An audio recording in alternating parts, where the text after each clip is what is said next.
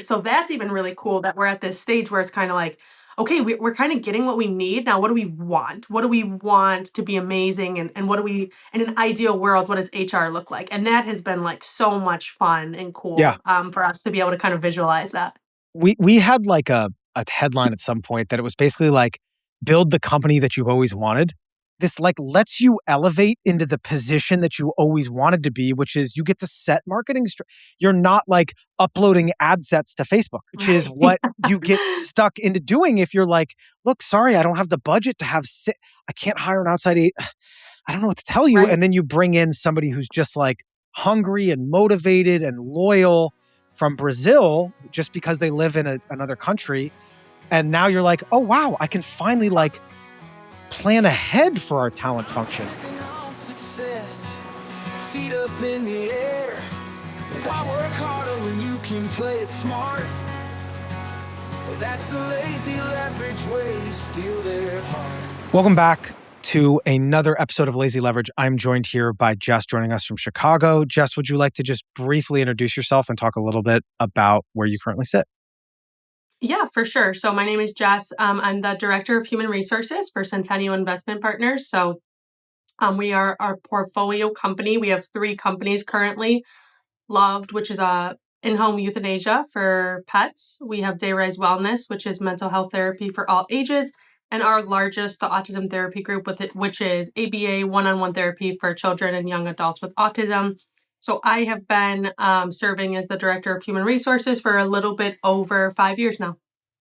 So within your portfolio, it sounds like you guys both start as well as buy opportunistically, but it sounds like you're more oriented towards starting Yep. these days and kind of moving forward.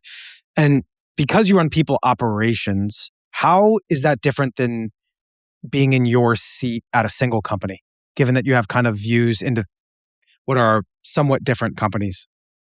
Yeah, I think it's super interesting because people are different all over.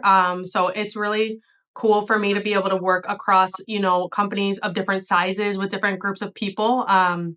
So I think something that's challenging is it's different across all the companies, but that's been really fun and helped me develop personally because I've gotten to work with, you know, um, therapists, veterinarians, but also part-time hourly employees. So obviously, there's different challenges and problems with people across all your organizations, but I think what's been really helpful for me is um, putting together, processes and development plans and things like that, and then being able to apply them across the 3 companies and be able to scale them. So that's been really awesome. And hopefully, as we take on new adventures and start more companies, hopefully in the next couple of years, it gets a little bit easier every time because I Sure. have what's worked and what hasn't worked. So the nice thing about having some of these smaller companies is you're going to make mistakes a little bit and it's not going to be like detrimental. So then Mm. again, then when we are building out these new companies, we have a tried and proven process, which for HR is what you want. Yeah, it's like kind of like lower stakes until you figure out kind of like you're just like, okay, I figured this out. I know how to do local tech recruitment and not waste a bunch of time in the wrong For direction or sure. something like that, right? I think especially obviously given that you guys are uh, Sagan customers as well, everything you just said maps extremely well to also global workforce as well, which is like, we tried it in a low stakes role and we learned a lot. And then the second time it's people are people, Yep. right? Whether it's vets or part-time local folks or global, which we'll, I'm sure, talk about a little bit. But what do you think Absolutely. from your seat? What do you think people misunderstand the most about kind of like the people side of a growing business and a fast moving, evolving business like you guys are? I think one of the biggest challenges people face is you're not, especially for like management, is you're not just managing somebody else's workload, you're managing people's feelings, right? And people's Sure. personal lives. So I think we work with a largely very young workforce in a lot of our companies, which is really fun and interesting. But I think a challenge of that is people tend to think like, I know the work, I know the job, I've done it and I can train someone to do it. And it's actually very hard to do that when somebody doesn't have, the same personality as you or the same work style as you. So I think people are misunderstood a lot. I mean, a lot of crazy stuff is happening in the world too. So you you have to understand people and the differences between your team and accept that and be okay with it and not like compare them to somebody you've worked with in the past or compare them with someone that had more experience or maybe doesn't have a super chaotic home life right now, you know. So I think that's something I see in human resources a lot is just that misunderstanding of what it means to be a manager and work with people, Hmm. not just like understand the actual work of the job. Yeah, it ties into something that we talk a lot about with our team, and kind of like what we try to do is, particularly with a global workforce, we really try to make it, when we talk to prospective customers or whatever, we say we want to make a global workforce three-dimensional. Meaning it's not like, oh, those people in the Philippines, I don't even know their names and they're all the same. And I don't know, I just need 5 people tomorrow. Don't you just have them waiting? And it's like, no, these folks are three-dimensional. And it's the same Yeah, with a local workforce too, which is like, they have hopes, they have dreams, they don't like their boss, they like their other boss, they want to make more money. Like, just a for little sure. three-dimensionality here, right? It sounds like Yeah, that's kind of what you're saying, which is, and three-dimensionality is so much more than just like the outputs they create in their seat, absolutely. right? Like, which I think it sounds like sometimes people don't always appreciate to the extent that perhaps they should, right? Based on where you sit. Yeah, actually, I think it's a lot easier to be like, okay, you're not doing your job or you're not hitting your goal. Yeah. That's it. Or, you know, I'm going to get someone who can, but it's a lot harder to, again, understand like, what do I need to do to support this person? And that looks different than the next person. And that Oh might yeah. look different next week, even, you know, and that's okay. It's just humans. Like you said, we're all just people. So, it's definitely hard, but, it's all part of the job. You got to work with people. There is a book, I forget the name, but we do at Sagan, we have this meeting that we run every 2 weeks for our emerging leaders where we talk about leadership fundamentals and stuff because we really like, developing our people, like it sounds like you do. And there's 4 habits of highly effective leaders, and we make them kind of like, it's like catechisms, like they have to say it like every couple weeks. Oh, And cool. the first habit is of a high performance leader is know and take care of your people. That is the Yep. first habit. Like, second is communicate about performance, positive and negative, right? So it's Yeah, like absolutely. and it's just like, look, if you just know and take care of your people as a boss, you always have to accomplish the job, but you are better than most bosses out there if you genuinely know and Absolutely. take care of your people, right? And so it's some book, it's probably on my shelf somewhere. And but yeah, it sounds like you guys are kind of trying to create the muscle and have created the muscle of knowing and taking care of your people, which is a really cool, simple We way to really summarize try. it, I think. Yeah, right? Like we all do the best we can. Um, so, as you think about a kind of a talent leader, right, and you have some kind of leverage across these different portfolios, and you guys have your kind of like top co structure. When did kind of a global workforce first come onto your radar? Were you just like, man, we just have this role; it's been open forever, or was it a P&L thing, or was it you studied abroad, and so you're like, like most people come to it in like some weird kind of backwards way. Yeah, no, that's a good question. And actually, we were recommended Sagan personally from a new employee we have, our new COO, who had a lot of success with it. We had thought about global talent before, just for like,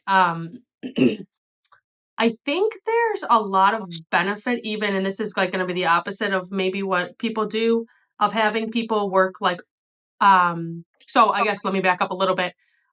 My CEO and CFO are in charge largely of like data, like spreadsheets, Excel. A Sure. lot of our reports are hand built by them, and they're amazing. Like they're so smart, and um, but I think we get to the point where we're like, you know, it gets vastly more complicated and more things that we want to include, and then the formulas break, and like Sure. we are literally leaving this in the hands of the owners of the company. Um, and so, like, if they're on vacation or they're out of pocket, again, you have to remember we run across a number of companies.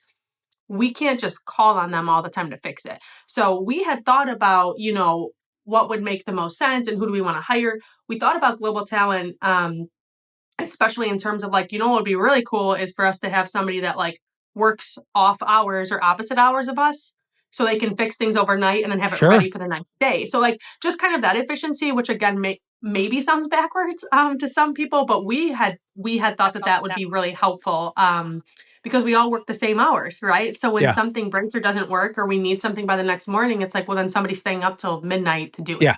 Yeah. Yeah. Um, So then again, it kind of was natural timing. We got our COO. He had been a customer of Did Sagan he and come from recommended Did highly. he come from Trivest?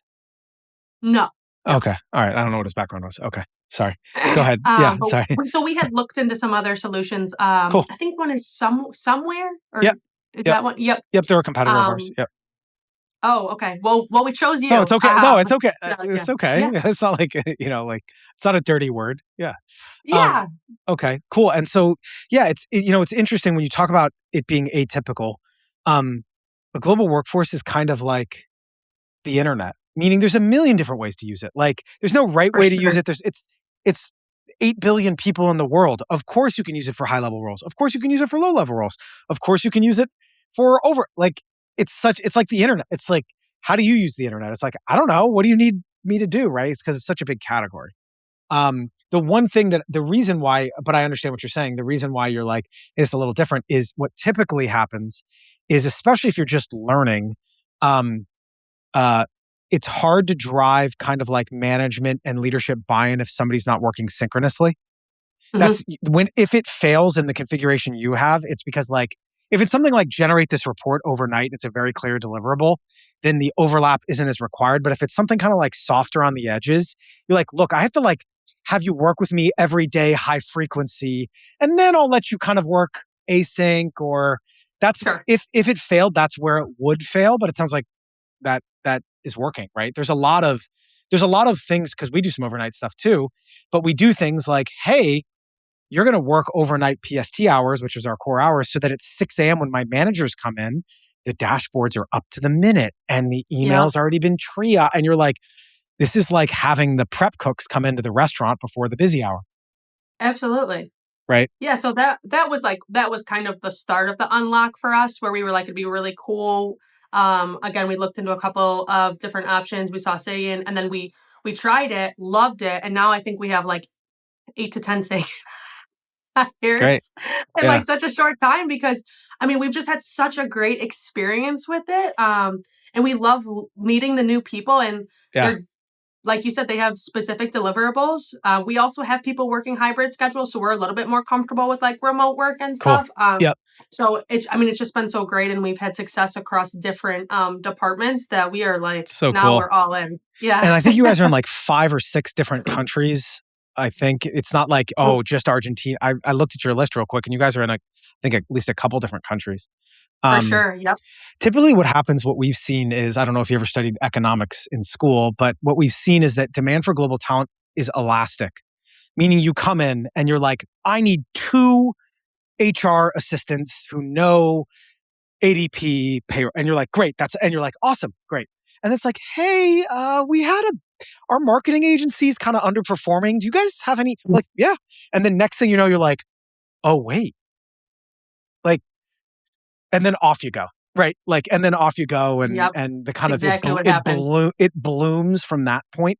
And, what I'd call that kind of like level 2. So level 1 is what you need. Level 2 is kind of like it blooms. And then level 3, which I think you guys are kind of moving towards, is it'll actually become a key part of your operating model, which is when Yep. you're looking at For a sure. category, you're like, I wouldn't look at this category unless I knew we could get 5 awesome insert here's at this price point, and it could actually become a part of either your acquisition strategy or your greenfield strategy. That's like the top level, is it's part of your underwriting, you know? Yeah, for sure. We have the first, after we kind of had a little bit of an unlock, the next thing we did was build out our marketing team, who actually is my sister. So how I'm HR across all the companies, my sister is marketing Oh, across all the cool. companies. Oh, that's so Yeah, cool. it's awesome.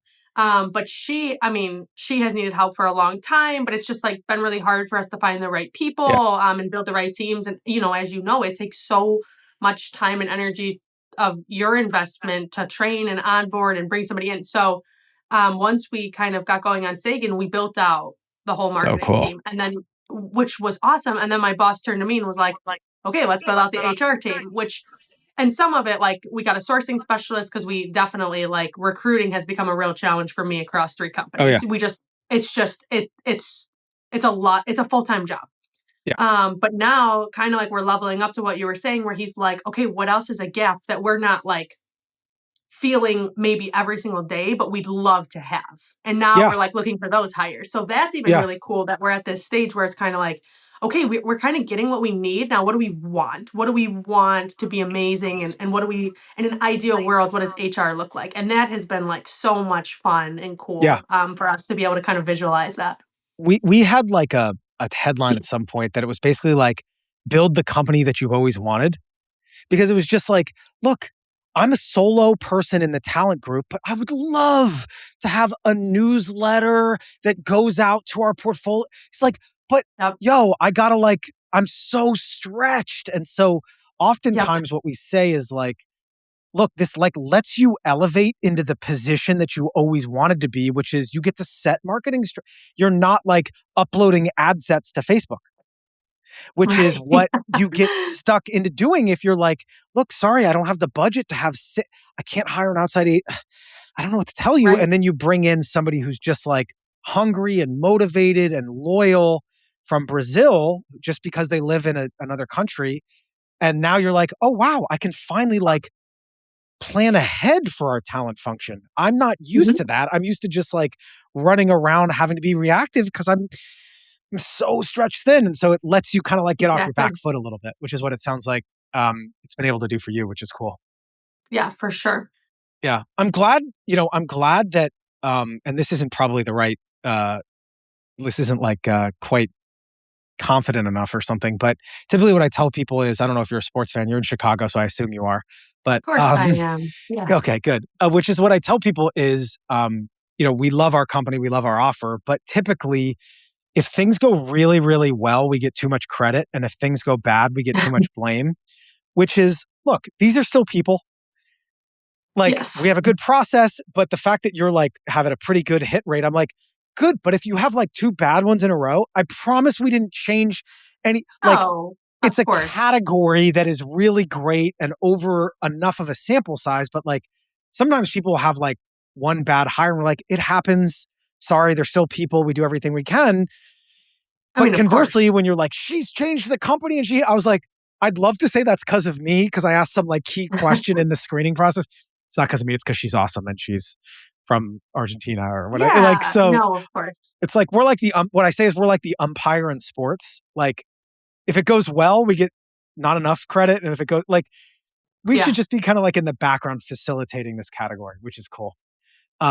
It's interesting. I'd be interested in your perspective, Jess, because I think we do the payroll for you guys, right? Which is just this added service that we have, and it's $200 a month, pretty straightforward. I think you guys pay like it's global, like we have an LLC that does it. When Mhm.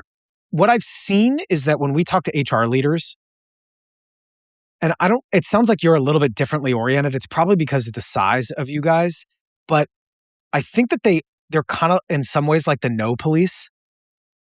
Like they don't, it's just like, Yeah. you know what I mean? It's like all I can do is just say no or like make things like really complicated.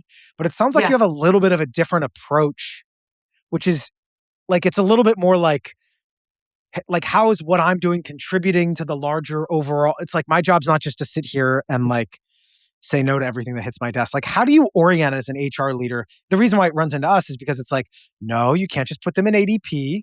They're not W-2s. I know that. No, but they're full-time. I know, I like, because it's like there's such an operating model for a talent professional that when you do anything outside that, it's just like, I don't know Yeah. this. And it sounds like you don't have that orientation, which is a little bit different from what I've seen. Yeah. I mean, I think HR in general, like we love process, and again, we love like tried, tested, and proven, right? And it's Yeah. exactly what you're saying that it's then hard to. I mean, that's how we operate. Is like, well, this is the policy, and you didn't follow it, or you know what I mean. So to then do something totally different and work outside process, I feel like is especially hard for HR people. It wasn't for you. It wasn't for you though. No, but I credit that to my boss, honestly. Oh, really?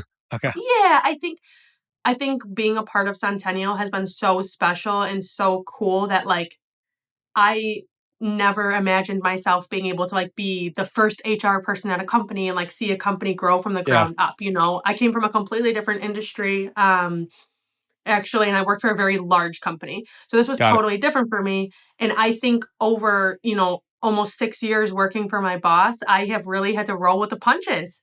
Like Yeah. I have really had to be flexible and adapt. But I think that's been really cool for me personally, and again has been helpful for HR because I've been open. Yeah. So yeah, I credit that to him for sure because he brought me in first, obviously, and has just given me the opportunity to be part of different companies at different scales and levels, including like when I started, we had one company and the other companies didn't even have a name. You know what I mean? So Yeah. it's been so cool. So I think from that perspective, I've had to be more open and flexible. Yeah. And we've just done a ton of experimenting. So Yeah.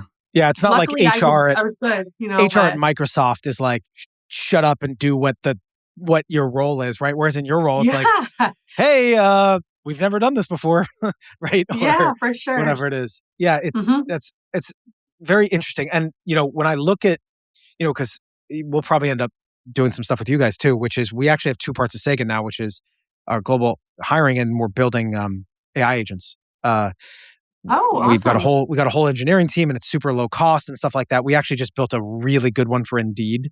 So if you guys are doing local hiring, it's great Yeah, as a first pass, and then it's basically does some ranking because Indeed's UI is horrible and like terrible. impossible. It's like Yeah, you need to hire terrible. somebody full time just to like live in Indeed, and this like takes a lot of that, and it's nothing. It's a $42 a month to run or something, but it lets you kind of like find who the winners are and stuff. So it's a different Cool. conversation. But what I was going to say to you, Jess, was I think you guys are in the right position, which is given the changes that are happening, both between like a global workforce, which we've been talking about, and with some of the AI stuff, I actually think I would want to be in the business of opening and starting new concepts, not acquiring old ones, because I think the change management to take a big old school and try to gut it and reorient it to take advantage of, I'm like, I'll just start something new. It's easier. Like I actually Yeah, like think that weirdly, yes. I think that's actually a better position to be in than trying to take the old dinosaur and be like, I know you guys have on-site servers. Yeah, like it's just some people will do it, but man, is that hard. Like Yeah. it's so hard. Yeah, and we've done both, and I think again, it's really fun to start up the way you want to do it, but change management is very, very hard. Yeah. It especially even just like frankly, like imagine acquiring, because we work with some folks who are buying, a $5 million plumbing company every 2 weeks, right? That's just their business, right? They're Sure. these private Yep. equity companies, right? Can you just imagine even just building an authoritative data set on their talent? Just that. Because every one of those acquisitions, oh, this one uses that. Just that, just building the data set is like, yo, I'll see you in 3 years. Like, like, right? Not to Yeah, for mention sure. changing it to make it better. Just bless their hearts. That's just really hard, you know. It's really hard. Versus you get to come in and you're like, look, I've got some best practices. This is actually a similar concept to our pet concept. I just need to change this. But like, no, I think Exactly. I got my tooling set up right. And so there's obviously advantages to buying, but Of course.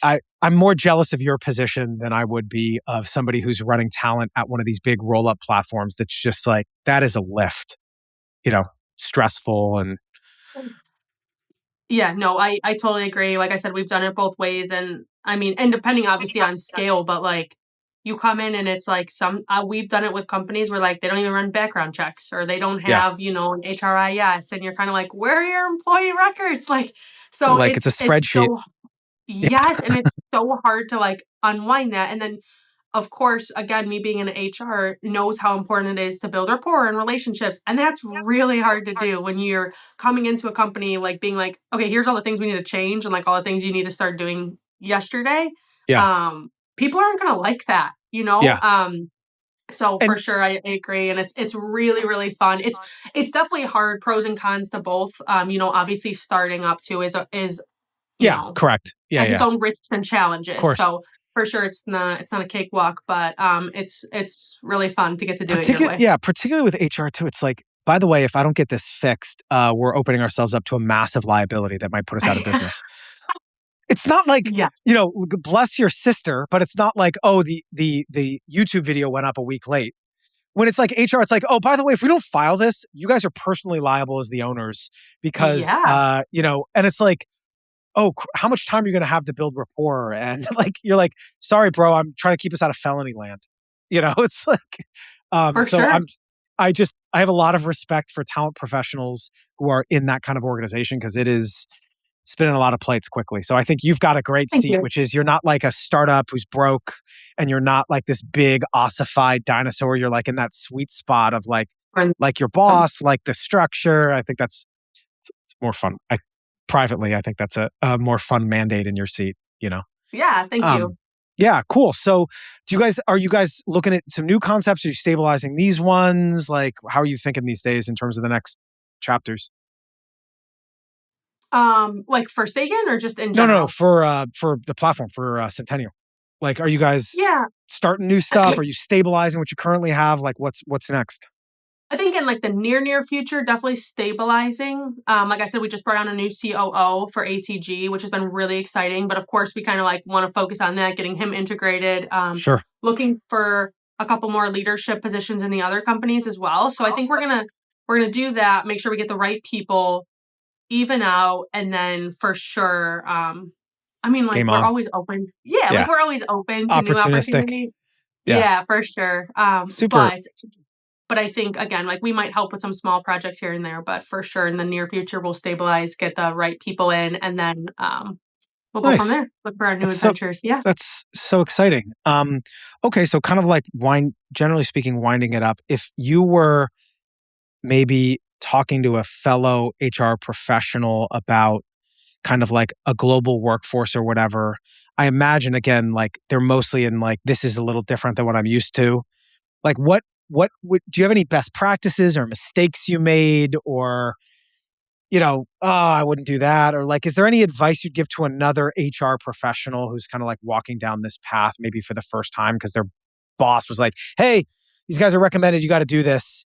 Like, yeah, I mean, do you have any lessons learned or things that worked better than you thought or preconceived notions that were wrong or something like that? Yeah, that's a good question. I think for sure. I mean, it's hard to even say because the recruiting feature where you have like a dedicated person finding you candidates, I mean, is so helpful. You know what I Cool. mean? Cool. Because they literally hand you people on, like, just hand you, 1 to 3, 5 candidates and say like, hey, here's some background. So I wasn't even expecting that. I have done it the other way too, where you kind of like go through the talent pool first, which Yeah. is good. Yeah. Um, I would say something we did that was helpful, again, maybe it's the HR in me, is we kept the same interview process. So, like, we did Yeah. a first round interview, then we did our little assessment that we always do, then we did a second round interview with a leadership member. So that I know, again, I'm very open, very flexible. I Yeah. know not everybody feels that way, but that could be something comforting for people to like keep the same interview process Yeah. to, you Yeah. know what I Yeah. mean? Just like again, feel that sense of security and comfort. I think for sure, what was helpful for us, and I think it's really cool that Sagan does it, is you guys have those like little video interviews and their resumes and like just so much about their background. So that takes a lot of noise out of it too. Like even just take 5 to 10 minutes, look through people, and you'll pretty soon be, if you're looking for somebody with a certain amount of experience or a certain skill, you'll be able to suss out kind of right away. Like, okay, this might not be the right person, but I mean, I would just say in general, talking to an HR professional, I'd say be open-minded. Like Yeah. this has been a really great experience for us. And we've unlocked a lot of diverse talent, which has let So us cool. build out teams. So like just be open and excited about it. It shouldn't feel like you're doing something weird. It should be really exciting. And so Yeah. that's what I would try to hype people up a little bit almost. Yeah. Yeah. Yeah. Say like it's not scary. It's not Yeah. ruining the company. It's you're unlocking 8 billion people who are cool and normal who just happen to be sitting in another place, which is really what we try to think about. And I mean, in these times, so many people work remote or hybrid, Yeah. so it's like not even really that far off than what we're It's doing not. now. Yeah. So I think yeah, people just feel like untethered a little bit, you know? So I would Mhm. just, yeah, I would say for sure be open minded, be flexible, be excited because it's really awesome and you get to meet a lot of great people. Now, Jess, this is a good thing to end on, I will tell you, and hopefully the your boss won't listen to this, but what I would say is one of the great things about hiring globally is, from time to time you do need to visit your team based on where they live as a part of your functions as an HR professional. And so, if you need to go down to Brazil or Argentina or Mexico to really spend some time, I feel like that's a very obvious corporate expense, and some of the places these people live are Yank really my arm. cool, and they're a Yeah. great, and it's true though. It's like we tell people all the time, like fly them up to you, go down to them, like they're just members of your team. Like this is not For send them sure. t-shirts, let them wear ATG, like they want to be with you for 10 years. They're Uh-huh. just happen to be in a different country, right? And so what I would say is, file that away is if you guys need to do a, global worker offsite in Yeah. Cancun or something, we do have a lot of people do that, and it ends up really kind of the team really takes a lot out of it. It's definitely Yeah. worth it. My boss would do that in a second, honestly. That was one of the first things when we did our intro call with Sagan. He said, "Can we fly people out here? Like, do Yeah. people ever do that? Or like, can Oh, we yeah. go somewhere else?" And they were like, "Yeah, I mean, of course, it's your team. Like, you do what you want, you know." But Yeah. for sure, me and my boss have been talking about that now that we've built out some teams doing like an offsite, like maybe one in Chicago 1 year, or at the beginning of the year, and then another one somewhere Down else. there. So Yeah. super, Yeah. yes, I totally agree with you. I think that's super It's great. exciting. And Yeah. my boss would do it in a heartbeat for sure. So That's looking so forward to cool. that. That's so cool. So yeah, file that away when you need some sunshine in the middle of the winter in Chicago, that you Yeah, I'm get to gonna do a wait business a few trip. months Yeah, to you bring get it to do up. a business trip to like these wonderful places, which is, Yeah. just a really cool thing. And it's totally legit too. It's not like some Oh, fake thing. of It's like, course. no, you're going to take a lot out of it, and they're going to feel more members of the team, and you're going to do great work together. So awesome, Jess. If Sure. people for whatever reason want to connect you with you or whatever, what's the best way to do that? Um, just through LinkedIn, email? I'm guessing, like Oh, you LinkedIn, or mean like oh, yeah, just like LinkedIn. somebody Totally. hears you and they're like, oh, Jess is sharp, like oh, I might have a company for Oh, them, I or hope somebody thinks LinkedIn. Yeah. yeah, LinkedIn would be great. Awesome. Well, Jess, thank you for coming on. Thank you for sharing your experience. It sounds like you guys are doing some really wonderful stuff, and thanks for being a Sagan customer. Yeah, thank you guys so much. This has been really awesome, and I appreciate the opportunity to share a little bit about our experience. It was awesome to meet you. Thanks, Jess.